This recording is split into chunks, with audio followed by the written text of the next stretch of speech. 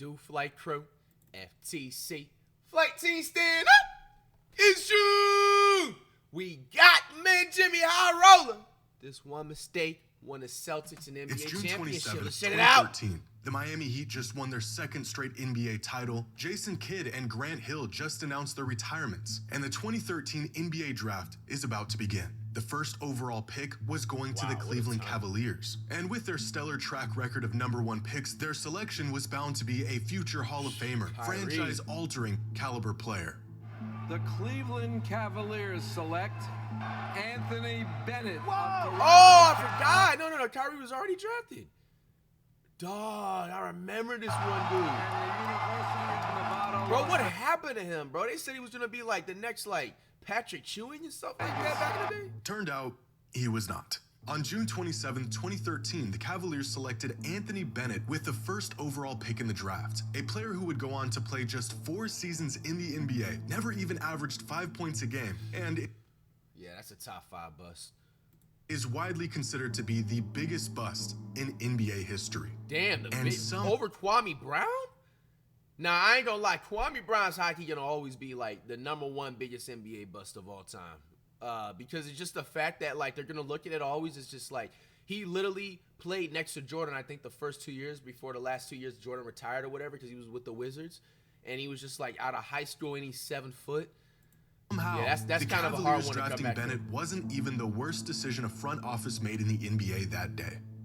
Kevin Garnett, Paul Pierce, Jason Terry, all going to the Brooklyn Nets. Celtics get 3 #1s, 2014, 2016, 2018. Humphreys, Wallace, Evans, just a bunch of stuff. Clearly the Celtics are... In what was described by many as one of the worst trades in NBA history, the Celtics traded away their 2 All-Stars in Kevin Garnett and Paul Pierce for 4 aging role players, a rookie who played 5 minutes a game, 3 first-round picks, and a pick swap.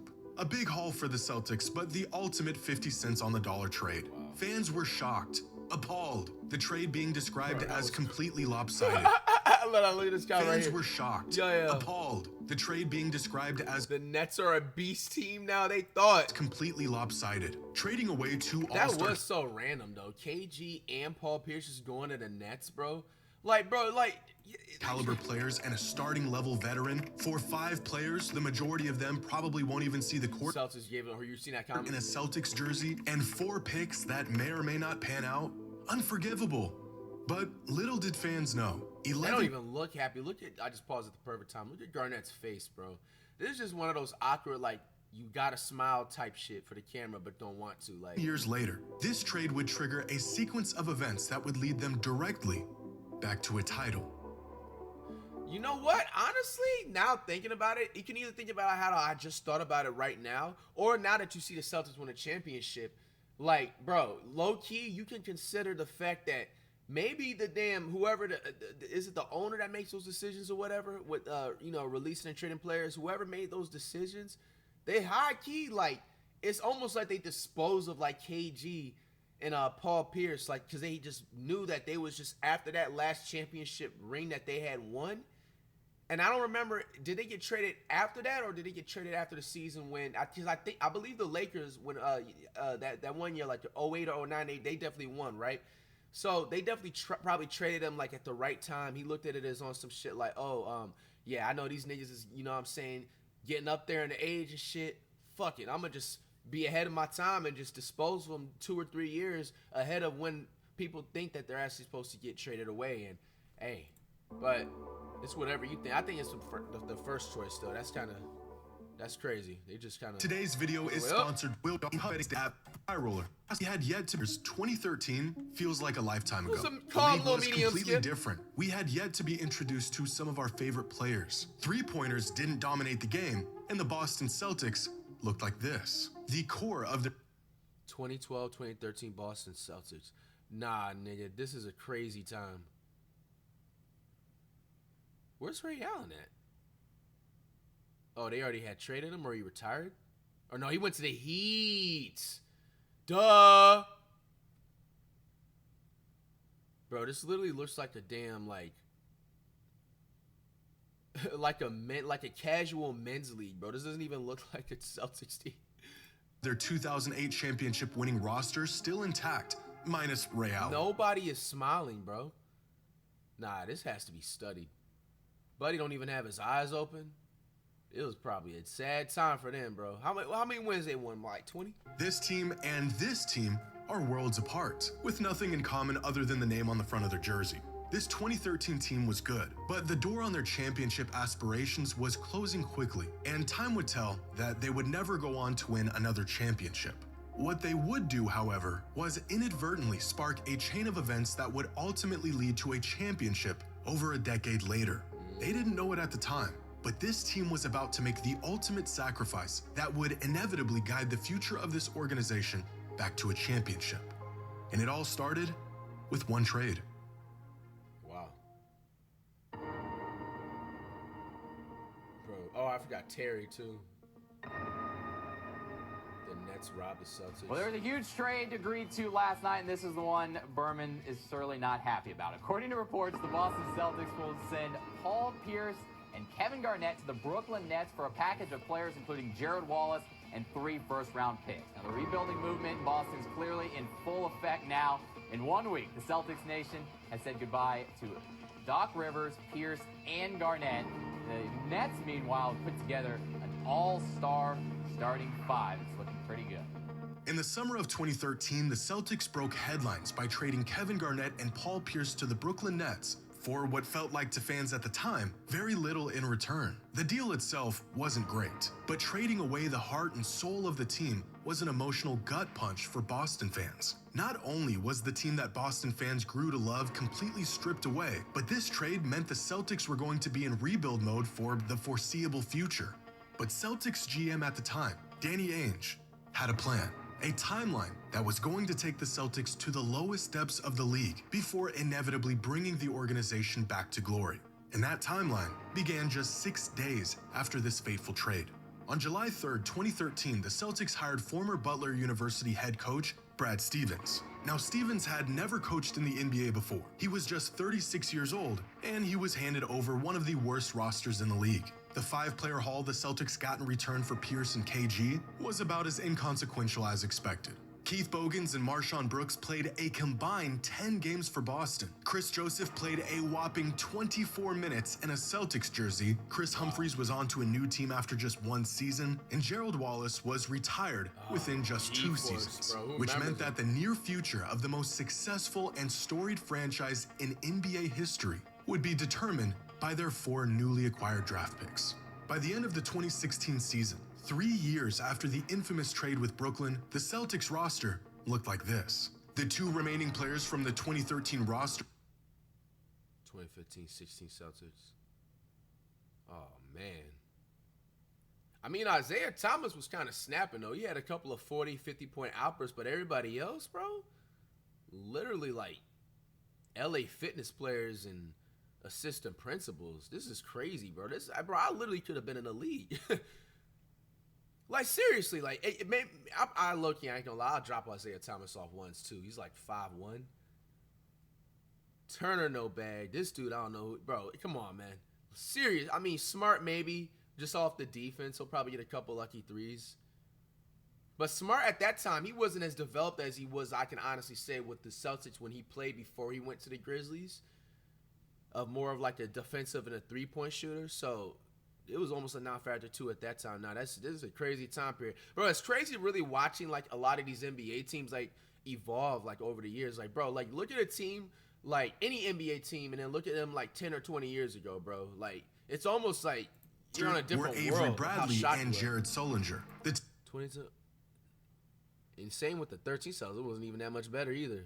Team was painfully average throughout those 3 years, and they used that 2014 first-round pick they received from the Nets to draft James Young, who didn't really pan out. But they did have an all-star guard in Isaiah Thomas, and 3 remaining picks from that trade with the Nets. What they managed to do with these picks would become a masterclass of NBA management and nothing short of a miracle.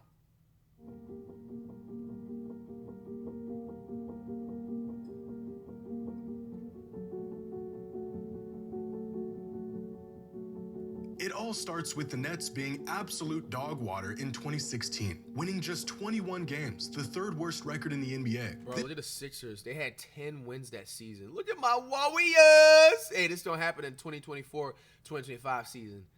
At least, I'm going to say 60 plus. I'm going to be fair. But nah, 70, bro, that's just so comp, bro. Look at that shit, man. Look at that. Like, that team, bro, that's just aura, bro. Your favorite NBA team can't do that, bro. Come on, man. This gave the Nets great odds in the draft lottery and resulted in them landing with the 3rd overall pick in the 2016 draft, a pick that now belonged to the Celtics. Now, at the time, these picks that the Celtics received were a complete shot in the dark. Many people believed this 2016 pick was going to be a mid to late first rounder because no one thought the Nets would be as terrible as they were. Now, the picks, first rounders in 2014, 2016, and 2018. Now, they will probably not be lottery picks because of the fact that the Nets would probably be doing well by then. Turns out this pick wasn't just a lottery selection, it was top 3. And with this 3rd pick, Boston selected a 6'6" two-way guard out of Cal who was getting comparisons to Jimmy Butler.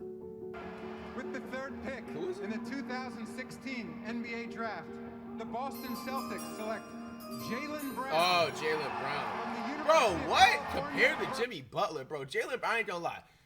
Jaylen Brown has way much of a bigger bag than Butler, bro. It's not even a comparison. Butler, like, now looking at him, like, over the past, like, 5 years and being and evaluating his play style, bro, he's just like a cool, solid, casual, like, you know what I'm saying, consistent, just role player, bro. I wouldn't even label him an all-star, to be honest with you. He most of the time, if you look at it from the history, like, he functions because he has teammates that are all-stars themselves or of a same caliber of a role player. So that's just my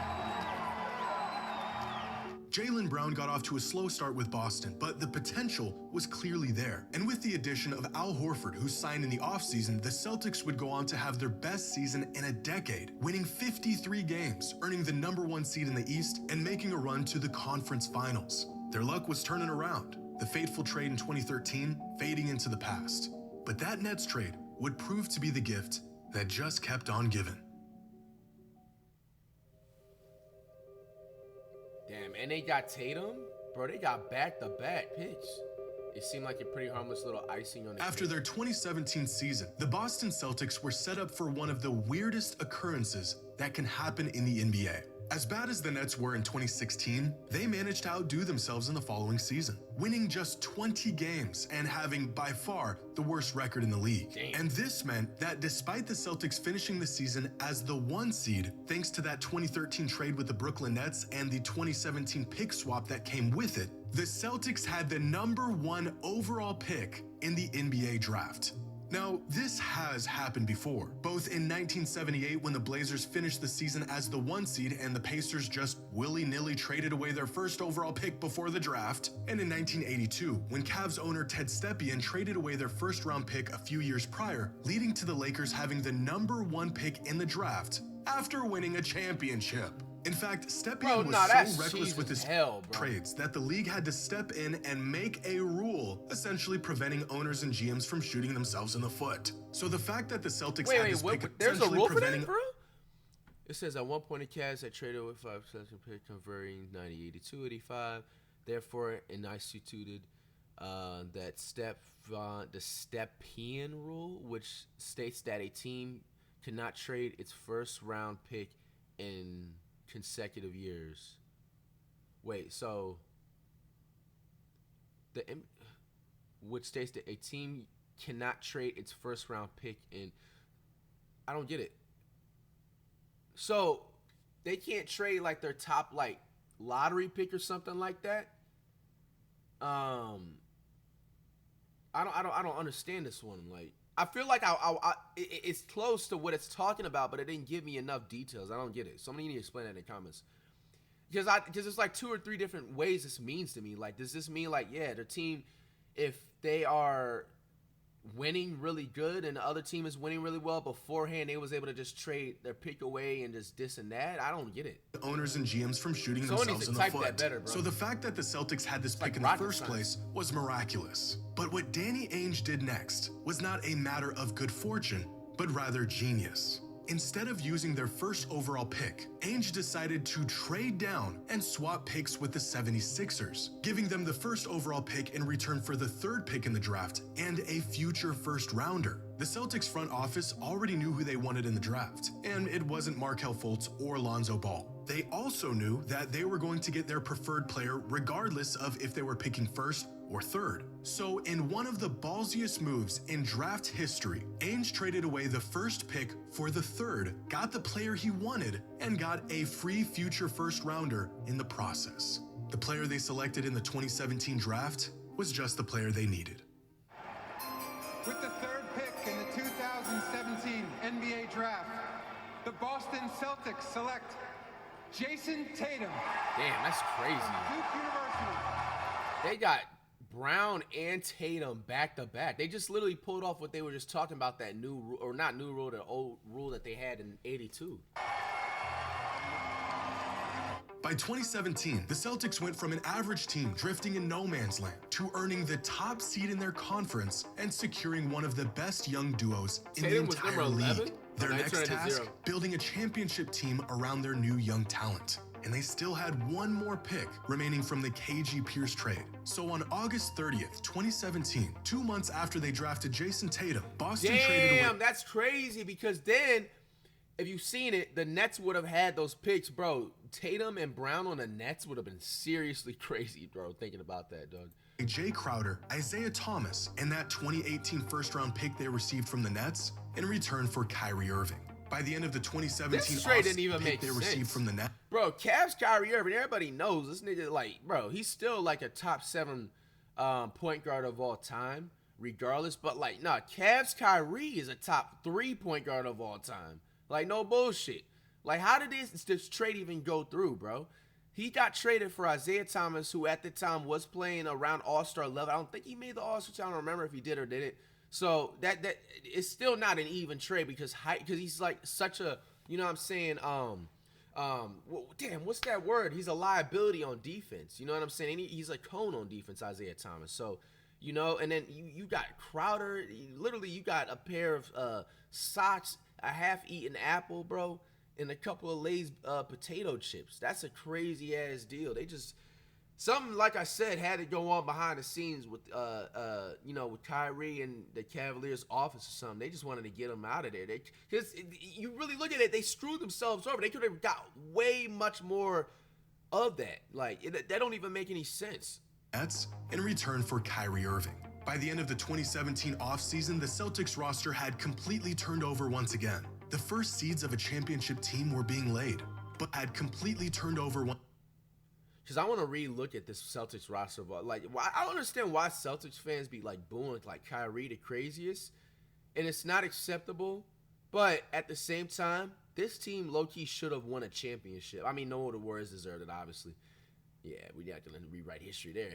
Maybe the next year over. But, nah, this team definitely should have worked out, though. But Tatum, Brown wasn't developed the way they was. Smart wasn't developed. Yeah, they didn't really... once again. And I think the Hayward dude, he got injured too. He had like a broken First seeds of a championship leg. team were being laid. But time would prove that this team wasn't quite ready for the big stage. The Celtics were good, making it to the Eastern Conference Finals in their first season with Kyrie and winning nearly 50 games in his second season with the team. But it became clear that Irving did not share the same priorities or expectations as the organization. So in the 2019 offseason, Kyrie decided to not return to Boston and ironically signed a 4-year deal with the Brooklyn Nets. This was a huge blow to the Celtics. It completely caught them off guard. They lost an all-NBA player, and they got nothing in return. The first step backwards for the organization during their rebuild. At this point, the Celtics knew they had a solid foundation with Tatum and Brown, and if they wanted to win, it would be with a team built around these two. So that's what they did.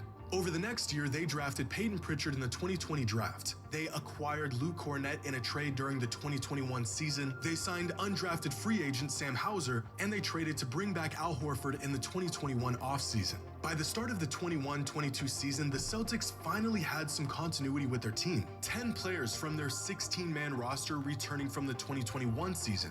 But 8 years after their 2013 trade with the Brooklyn Nets, long after the residual aftermath of the trade had seemed to come to its natural conclusion, there was one last gift that trade had to offer for the Celtics. Now, if you can recall, in the 2017 draft, the Celtics used their pick they got from the Nets to draft Jayson Tatum, but not before trading away the first pick for the third pick and a future first rounder. Well, that future first-round pick came into play in 2019 when the Celtics selected Romeo Langford with the 14th overall pick. Now, Langford didn't quite work out for the Celtics, and so in February of 2022, the team packaged Langford, Josh Richardson, and 2 first-round picks in a trade with the San Antonio Spurs in return for Derrick White. And just like that, nearly a decade after what was described as one of the worst trades of all time, the Celtics turned an aging Kevin Garnett, Paul Pierce, and Jason Terry into Jayson Tatum, Jaylen Brown, and Derrick White. 8 years later, turns out that trade wasn't so bad after all. But the Celtics weren't done yet. After a finals appearance in 2022, the team was hungrier than ever. They were close. They had the tools. They knew they were still missing some pieces, and they knew just where to get them. But in order to have a chance at a title, they would have to make their biggest sacrifice yet. That's what you call it. Then you see a Celtics team of today. If you want to win, you're going to have to sacrifice. On June 23rd, 2023, just 3 weeks after their season came to an end, the Boston Celtics broke headlines in a 3-team trade with the Memphis Grizzlies and the Washington Wizards. Through this trade, the Celtics acquired Kristaps Porzingis. What they had to give up? Their leader and the heart of their team, Marcus Smart.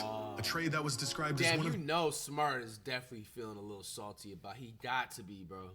Like, because they just gave him away. Like, that was, I even said that. Like, Smart was, it didn't make sense for him to go to the Grizzlies. You know what I'm saying? They try to package that deal because of, like, the situation with Ja and everything like that. And you have Smart and you have Rose. And you literally have 4 point guards, bro. Like, that was messed up, low-key, what the Celtics did. Because Smart, I ain't gonna lie. Like, when the Celtics were playing the Warriors, like, you know what I'm saying, back in like 2022, bro, I used to low-key hate when they played the Celtics, bro, because Smart, like, bro, he's one of those players that try way too hard. Like, he is a 25-8 sweat, you know what I'm saying? And he just didn't stop, you know what I'm saying, hustling to the ball. And I didn't like how he was diving at the knees at certain times. But, you know, it's kind of messed up because I feel like Smart, out of all of them, definitely was one of the ones that should have deserved the ring. I wonder, nah, they can't even do that because I don't know why. I feel like I read somewhere that, like, a team can still owe a player a ring if they are only 1 year out of leaving a team. It hasn't even been a year yet, huh? One of the most difficult decisions the organization has had to make in recent history, but it had to be done. The Celtics were one step closer to their ultimate goal. And just before the start of the 2023-2024 season, Boston made one last move that would prove to create the winning formula they had been seeking. Drew Holiday is a Celtic just days after being dealt from Milwaukee to Portland. In exchange for Holiday, the Celtics have sent Rob Williams and Malcolm Brogdon to the Blazers. Portland also gets a 2024 first-round pick via Golden State and a 2029 first-round pick. Here's what Jaylen Brown. And with the acquisition of Drew Holiday, the Celtics would go on to dominate the 2024 season, having one of the greatest seasons in NBA history, resulting in an NBA championship. Over the course of a decade, the Celtics went through a massive rebuild that featured 112 players, 30 draft picks, 4 coaches, 2 GMs, one of the worst seasons in franchise history, 5 conference finals appearances, and finally, they had their championship roster. All of this stemming from 4 measly draft picks the Nets threw in as consolation in a lopsided trade 11 years ago. Look at the Celtics today and all of their talent, their record-setting season, the championship they earned, and you'll see a team that was bound to win a title. They've been called a super team, an easy path to the finals, too good for their own good. But when you take a step back and look at the long road the Celtics took to get here, you'll find resilience, sacrifice, patience, risk-taking, genius management and coaching, and an organization that has been meticulously crafting and building their championship team for over a decade. This championship was no fluke. If finding themselves in the same situation, I'm not sure how many organizations would have the foresight or composure to make some of the moves Boston did throughout this process to get where they are today. In the summer of 2013, the Boston Celtics made what was thought at the time to be one of the worst trades the NBA has ever seen. But unknown to them, 11 years later, this infamous trade would trigger a sequence of events that would put the Celtics on a crash course with NBA history and a championship. Look at Sprout cheesing. Hey, man, it's an interesting video, man. I mean, shit. Sometimes that's what it just comes down to, man. It's just like the wrong, weird, odd trade just makes a franchise like turn around, you know what I'm saying, over the next couple of years. One thing is also to learn about all these things with the sports franchises, not even just like the NBA. A lot of this stuff just comes down to just playing the long game and playing the patience game. You know what I'm saying? Like, if you really just like kind of just sit there and be patient, be like, okay, give my team about 3 to 5 years. You know what I'm saying? It's like chess. You feel me? And you move it around, like, bro, you're going to eventually find the pieces and you're going to find that W eventually.